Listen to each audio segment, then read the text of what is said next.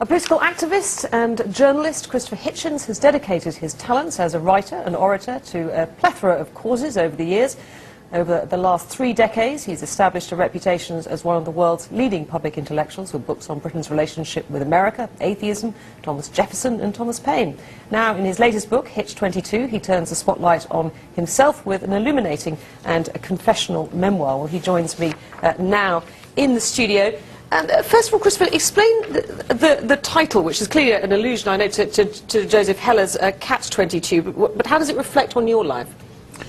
Well, I borrowed from my late friend Joe's much bigger and better paradox, the smaller idea that, having, as you kindly said, had quite a lot of commitments in my life and allegiances, my main allegiance now that I'm past 60 and got to the memoir stage, is to a group of people who basically deal in doubt. I mean, sometimes we're called the new atheists. It's a silly term in a way, but we're certain of one thing, which is the uncertainty principle. We're resolved for doubt. We're adamant for skepticism. And that may sound like a rather soft commitment. In fact, it's quite a hard one, because it puts us in opposition to the main enemy, and those are the people who already have all the information they need. They know it's all in one book. They know they've got the truth, thanks very much. They don't need any inquiry or investigation. The modern form of totalitarianism. And what I've tried to do and be in my career and in my writing is, whatever other blunders I may have made, consistently anti-totalitarian. So that's my little paradoxical way of phrasing it. And why write a memoir now? Is it because there's something about your life that you felt the need to justify in print? Well, I was asked by a publisher to consider the idea. I was just about to turn 60, and I realized that I was looking back a bit. One does. You'll find this out one day yourself. Several decades from now, you'll find it. Oh, and then I read about my own death, which is an experience not everyone has. But as Leopold Bloom says in Ulysses, it can give you a new lease on life.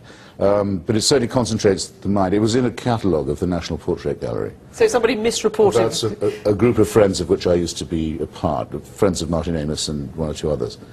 And by an accident, they transposed a caption, and I read about the late Christopher Hitchens. And it did make me think, well, no point in waiting then. The people who asked me, isn't it a bit too soon? I can now tell, well, I can't leave it too late. Now, as I said in the introduction, you were have been a big figure on the left, going right back to your sort of student days in the late 60s. Do you still see yourself as a member of the left? Yes, I do. I mean, I don't call myself a socialist anymore. I began to feel that was a bit of an affectation. I didn't really believe that there was a socialist solution to the crisis of capitalism, and actually I don't know anyone much who does anymore. So I stopped calling myself that. I still think like a Marxist in many ways. My allegiance is, as an internationalist, usually to the left. In the case I feel you're about to ask me about, which is the liberation of Iraq.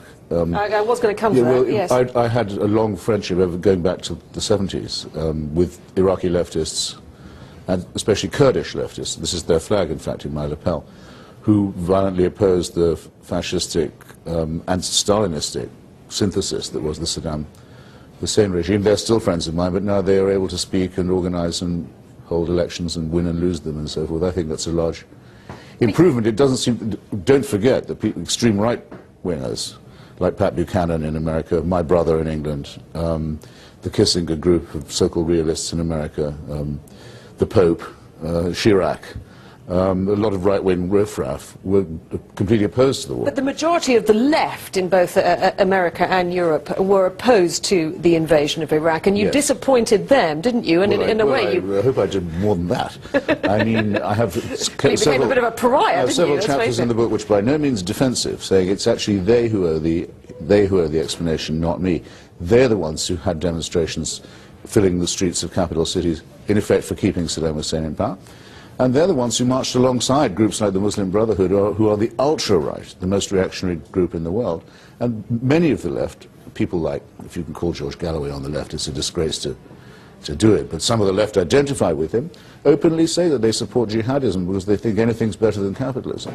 But also at the same time... This is a real betrayal, and I have 2 chapters in my book, one in defense of Salman Rushdie and one in defense of the Iraqi opposition, where I say, look, these are the people who should be asked to give an explanation. Was this instrumental in your decision to take American citizenship? Because you have been in America for an awfully long time. Yeah, I'd been there for a long time, and I had American children, a permanent resident permit, European Union passport. I could have gone on like that for ages, but after 9/11 I began to identify much more with the United States and feel more American, as it were, and to think that I was rather cheating on my dues. I was having it both ways. I should make up my mind to do it. So I'm obviously an Anglo-American, but an American nonetheless. Christopher Hitchens, thank you very much.